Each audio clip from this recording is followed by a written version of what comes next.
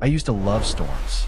The rumbling sky, the metallic scent in the air, the flicker of lightning dancing across distant hills. It all made me feel alive, like nature was reminding us not to get too comfortable with our stable little routines. I never feared thunder. I never feared rain. But that changed last year when the biggest storm in decades rolled through my town, knocking out power for miles and leaving the entire neighborhood drowned in darkness thick enough to feel like a physical thing pressing against the skin. That night, what happened inside my house during that blackout left me with a dread that hasn't faded, not even now, not even as I write this. Because I know the thing I saw wasn't my imagination. It wasn't sleep paralysis, and it definitely wasn't human. The storm hit around 8 p.m. while I was in the living room scrolling on my phone. The wind rattled the windows hard enough that the frames groaned.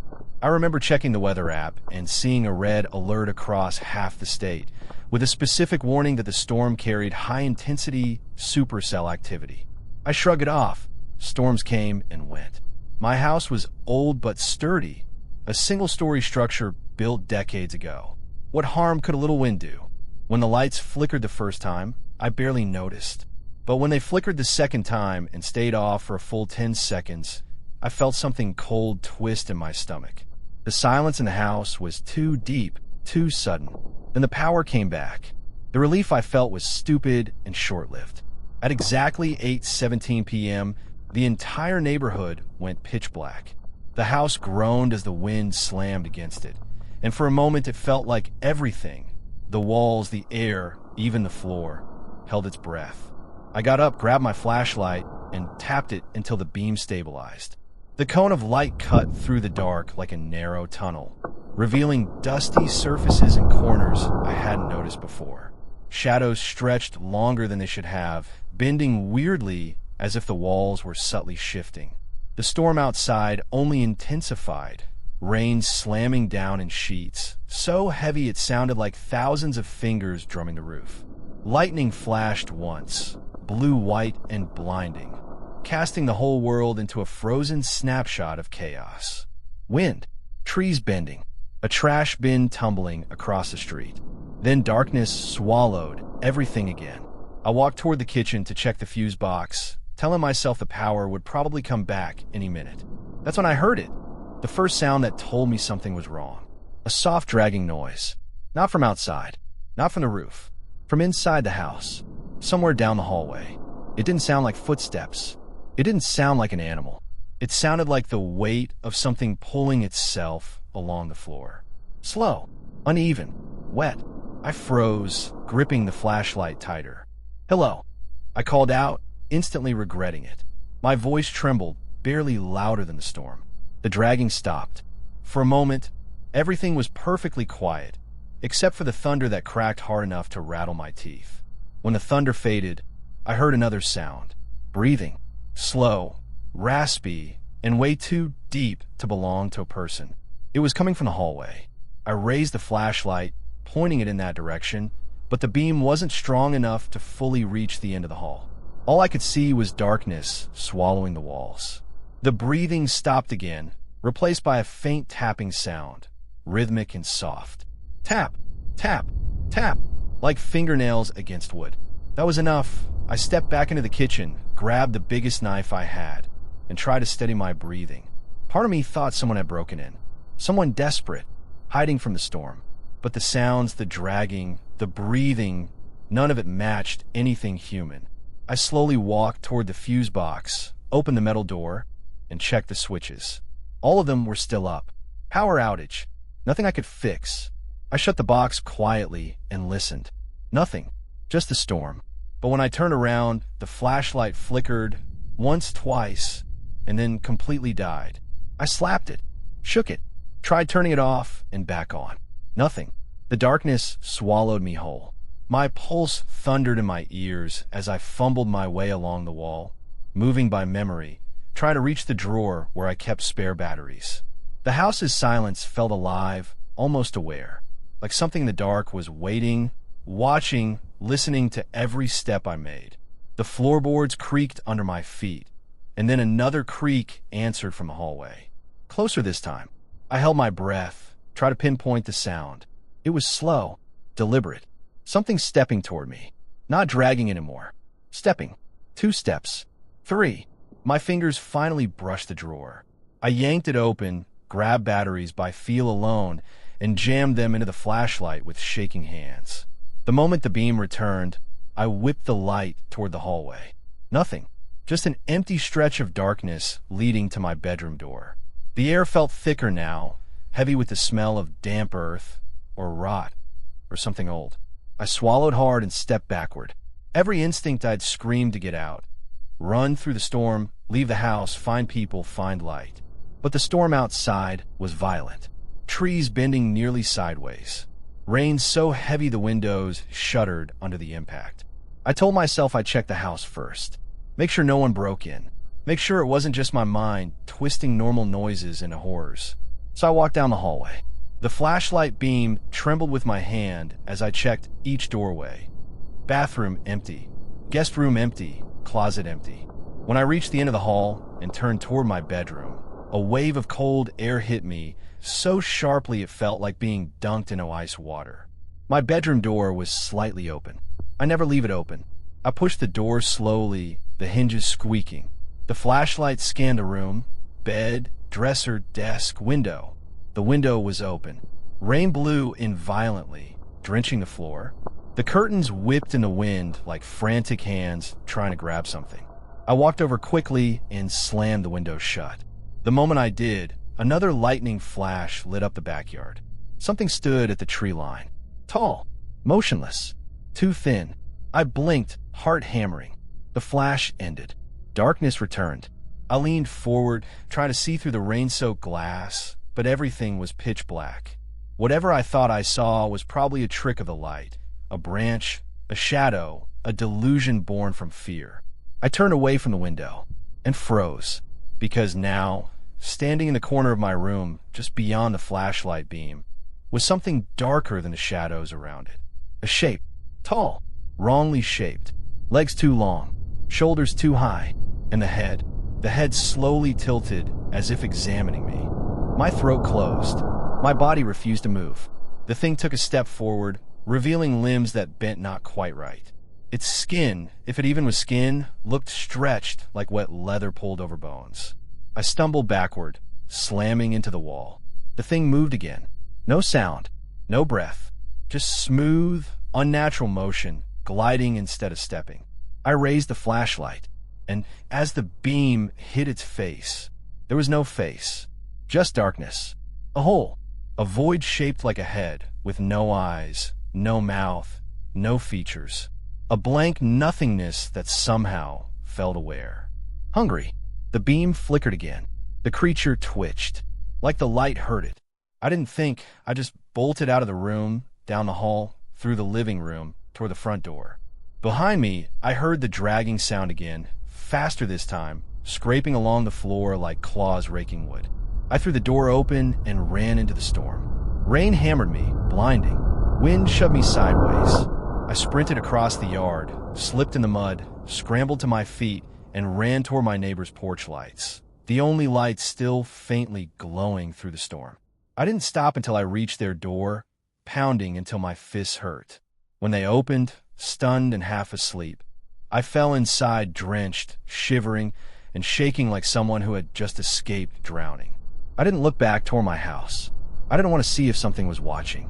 The police searched the place the next morning when the storm finally passed. Nothing was damaged except the window I'd slammed shut. No signs of forced entry. No footprints in the mud outside the bedroom window. No broken locks. No claw marks. No scratches.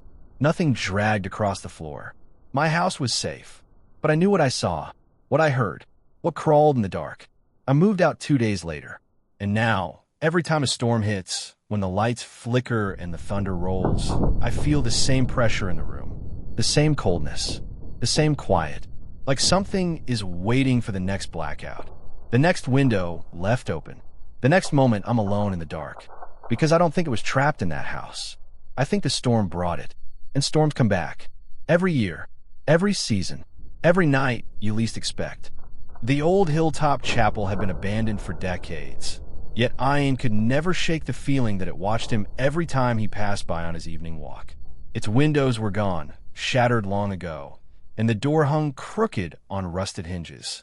Everyone in his town of Rasket treated the chapel like a disease, something to avoid, something cursed, something that once swallowed people whole. Ian never believed in those stories. He was logical, calm, and always searching for facts behind whispered superstitions. But the night he found the strange leather-bound journal near the chapel steps was the night his life tilted into something he could no longer explain. The journal belonged to the previous caretaker, a man named Father Ishak, who had disappeared under mysterious circumstances. The last entry was dated 27 years ago, and the ink looked as if it had been written yesterday. Dark, wet, almost fresh. The entry was unsettling, describing something living beneath the chapel. Something that moved, whispered, and waited. Ian felt a cold ripple crawl across his skin as he flipped the page.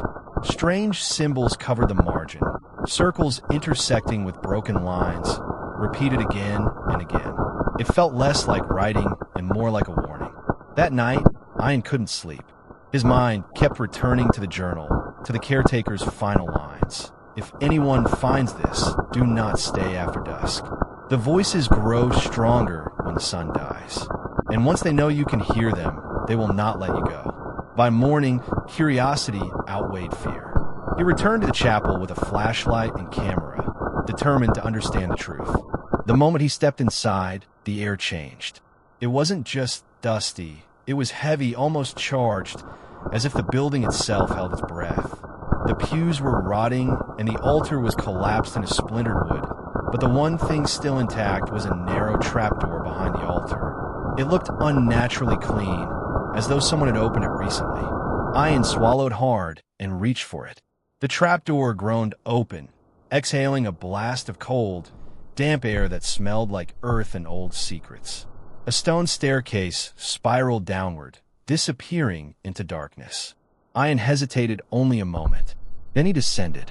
The deeper he went, the colder the air became, until his breath turned into fog. His flashlight flickered, then steadied, illuminating walls etched with the same symbols from a journal. At the bottom of the stairs lay a corridor, long and narrow, dripping with moisture. What disturbed him most were the scratches on the walls, long, deep, desperate, as if someone had tried to claw their way back up. Halfway down the corridor, Ian heard it. A whisper, soft, fragile, like a voice pressed between grains of dust. Only. He froze. His heart thundered in his chest. The whisper came again, this time behind him. No, not you, leave. Ian spun around, but no one was there. He forced himself to keep moving until he reached a circular chamber carved from stone. In the center of the chamber was a pit, perfectly round, with no bottom visible. As he stepped closer, his flashlight dimmed, and then a hand shot out from the darkness below. Ian stumbled back, nearly falling. The hand was pale, thin, and trembling, fingers twitching as if reaching for life. But what made his blood freeze wasn't the hand itself. It was the face that slowly rose behind it. A gaunt face with hollow eyes, stretched skin, and a mouth sewn shut with black thread. The creature, or person, stared at him with a mixture of hopelessness and desperate warning. Ian's breath caught in his throat.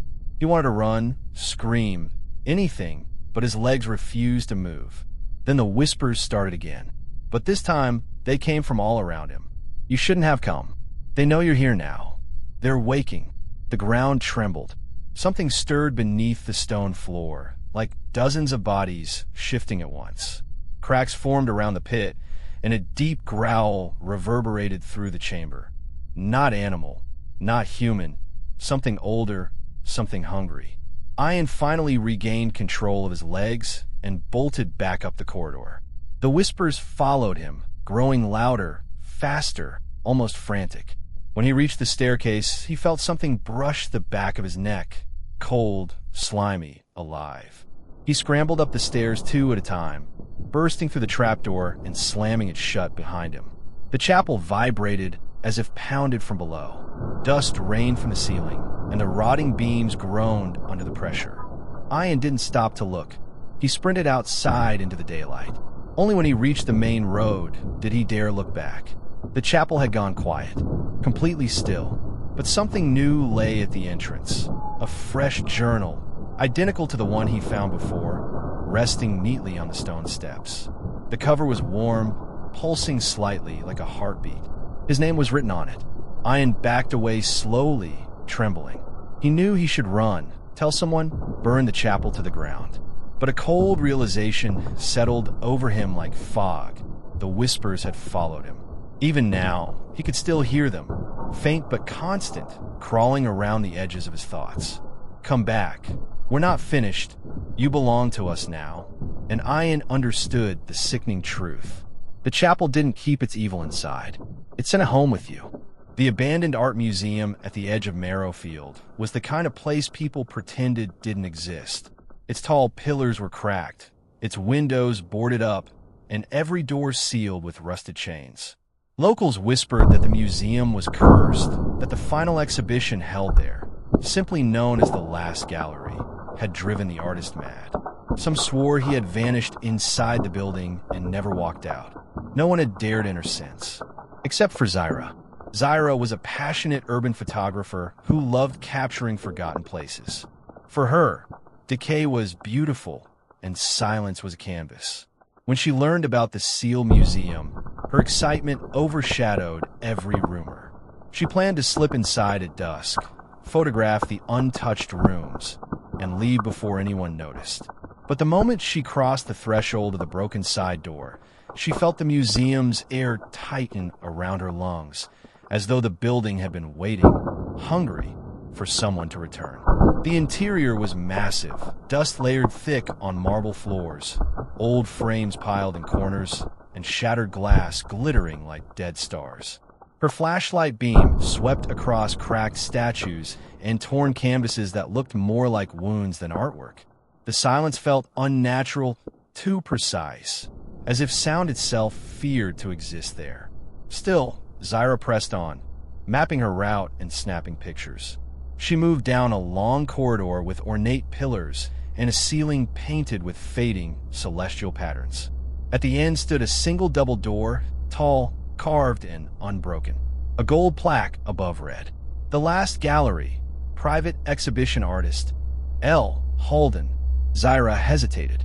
The plaque looked new, almost polished, unlike the rest of the ruin. A strange, cold breeze seeped from the gap beneath the door. She raised her camera and pushed the door open. Inside was a vast room, untouched by dust. Dozens of portraits hung neatly on the walls, faces frozen in haunting expressions, eyes painted with unsettling clarity. They didn't look like ordinary paintings. They looked alive. Zyra's breath hitched. Every portrait faced inward, toward a large canvas painting covered by a black sheet in the center of the room. She walked along the walls, studying the portraits.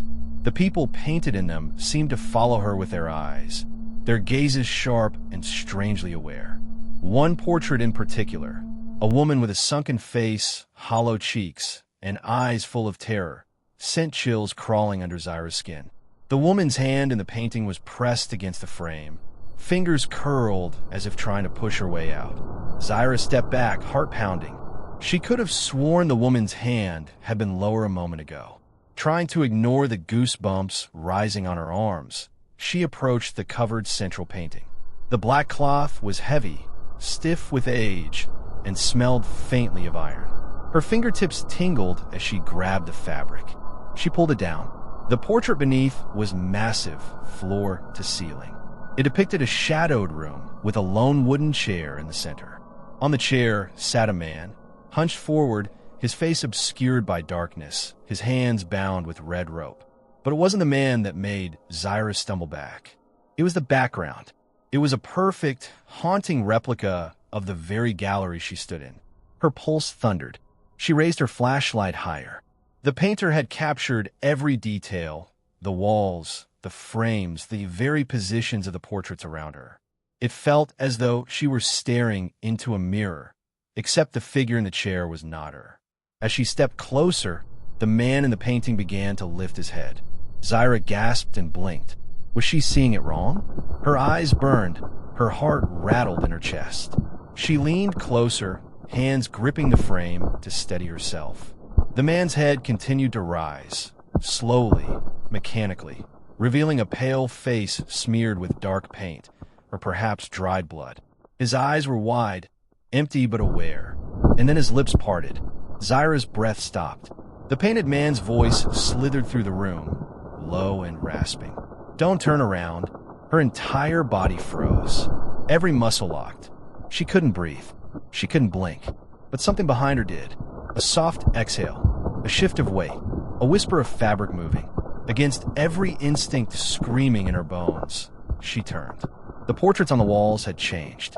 Every face that had once looked trapped, suffering, or fearful now stared directly at her, eyes wide, mouths twisted into uncanny grins.